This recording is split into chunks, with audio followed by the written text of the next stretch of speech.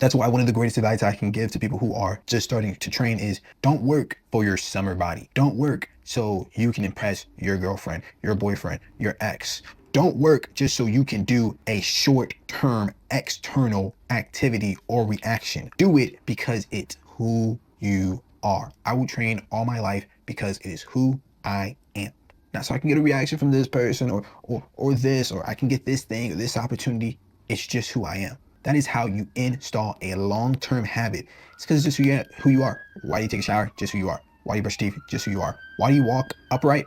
It's just who you are. Okay, so a little controversial, but your physique is not because of your program. Because I used to think the same thing when I was skinny fat. I thought that my physique was purely a programming problem. It was because I wasn't eating the right food. I wasn't training the right way, and I wasn't doing enough things, and I had to give it more time. But here's the truth that you are probably dealing with, that I definitely dealt with, is that I just didn't see myself as the person who trains. I didn't see myself as the person with the good physique. I still saw myself as that skinny, fat kid. So the thing is, I would train hard, continuously train hard, but my identity stayed the same. See, I would have progress, but the progress, it wasn't that great of a level. But that's when I read, like, I don't know if it was I watched a video or I don't know if it was a book that I read, but it said something like, you don't rise to your goals, you fall to your self-image. And that's basically what this whole video is. I'm going to be breaking down your self-image, your identity, how to transform it so your habits and goals become effortless. Core point number 1, your self-image is your thermostat. There's a big thing that people say in Hollywood all the time. Believe in yourself. Believe in yourself. You just gotta have belief, man. And at first, it seemed like BS, but it actually has some truth to it.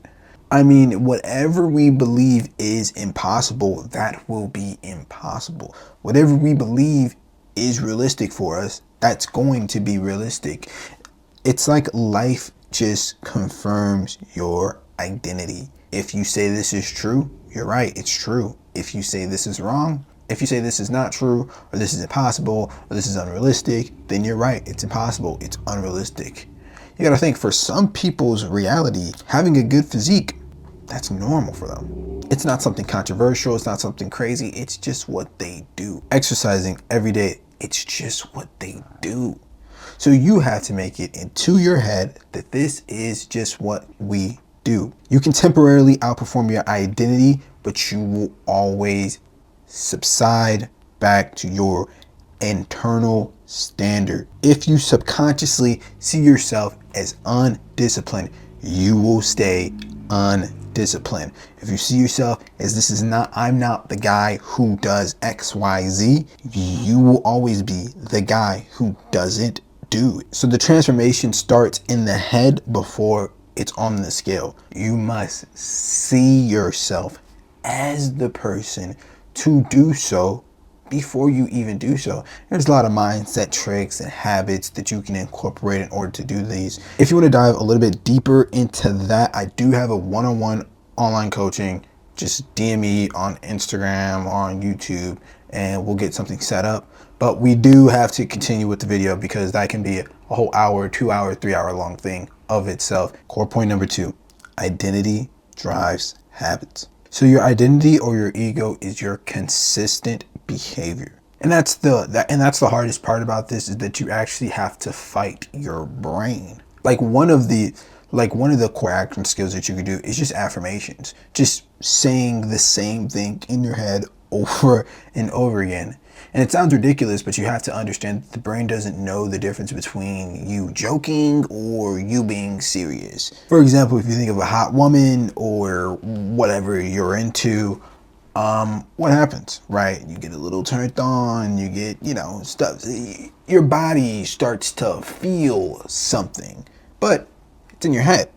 The brain doesn't really know the difference between the external reality and the internal reality. It just turns on the mechanisms that it needs to turn on, because the brain will filter what you believe. It will, because the brain filters decision on self perception. So you have to have the belief first before you can do anything. In order to do anything, you have to think about the thing before you actually do the thing. That's the thing. I want you to make this subconscious. I want you to make this a habit that you don't even have to really think about. I don't really think about, like, is going to the gym going to be hard? I don't really think like, is it going to be a hard day? First of all, I love it, which is another thing you can make subconscious. But second of all, it doesn't really matter to me if it's hard or not. This is just who I am. This is just what I do. So I do it. Like brushing your teeth, taking a shower, these are subconscious behaviors that we have installed over time. And that is what makes us do them every day. It's just who we are. And that's the great thing about the identity. The identity is moldable, it is shapeable. There's something that I like to say, that if you have a bad habit, that bad habit isn't you. It's just something you picked up upon. So the same thing is for a good habit. That good habit is really you. It's really who you are. If you feel deep down inside, you want to be in shape. That's the true you speaking. So that's who you truly are. So if you just have the habit enter your subconscious mind as this is who I am, then eventually it just becomes who you are. It's how some people in this world are 300 pounds plus, 30, 50% body fat. And some people are 10% body fat, completely shredded. The difference between these people, yes, it is the habits they do, but it's also their mindset. The guy can't be 350 pounds and have the same exact mindset as the guy who is 10% body fat and completely shredded, right? They can't have the same mindset. That's why one of the greatest advice I can give to people who are just starting to train is don't work for your summer body. Don't work so you can impress your girlfriend, your boyfriend, your ex, whomever, right? Don't work just so you can do a short-term external activity or reaction. Do it because it's who you are. I will train all my life because it is who I am. Not so I can get a reaction from this person or this, or I can get this thing or this opportunity. It's just who I am. That is how you install a long-term habit. It's because it's just who you are. Why do you take a shower? Just who you are. Why do you brush your teeth? Just who you are. Why do you walk upright? It's just who you are. And this fades into the core point number 3 of stop clinging onto these old stories. All my family is fat, so I'm fat. I had a story of, hey, my brother works out, my other brother works out, so me, I'm just gonna be the skinny little brother. Yeah. I'm gonna bring some diversity to it, right? I'm just gonna be the skinny one. Why do I need to work out? I used to skateboard. I still kind of skateboard, but all skateboarders, most are skinny, so I can just do that. But when your diet is not good, you fall into more of the category of skinny fat. But even that I started to be okay with, right? I was telling myself that I have bad genetics.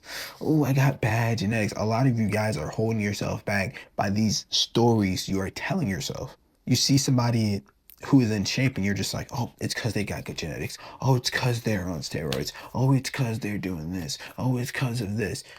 Some people's parents are bodybuilders. Some people's parents are super duper overweight, but it also comes down to a certain point in your life where you just have to take your own action.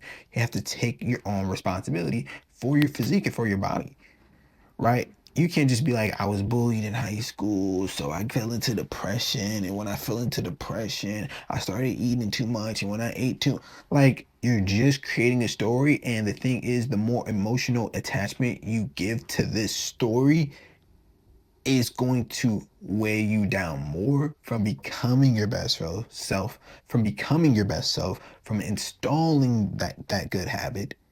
So stop creating a story. Listen, the only story, the only struggle story you should have is the story that you conquer. It's like a superhero, right? The reason why superhero movies bang so much, the reason why the superhero story is good, is because they go through the worst things, but we all know they're going to conquer it, right? There's never been a superhero movie, or at least a good one, where the superhero Spider-Man is just getting punched and punched and punched, and he just dies, right?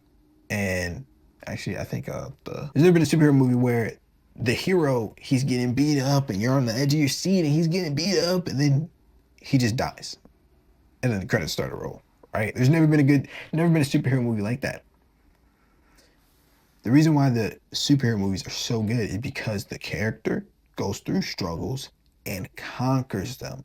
And when they conquer the struggle, they enter a new version, a new identity, right? Batman lost his parents and he became Batman. Struggle, conquered, identity.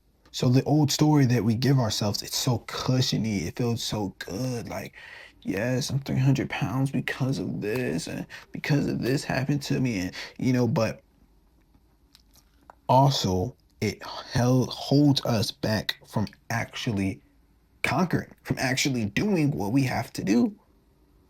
Because as soon as you actually take action, you're basically telling yourself at the same time that that story is bullshit, that you actually didn't have anything holding you back.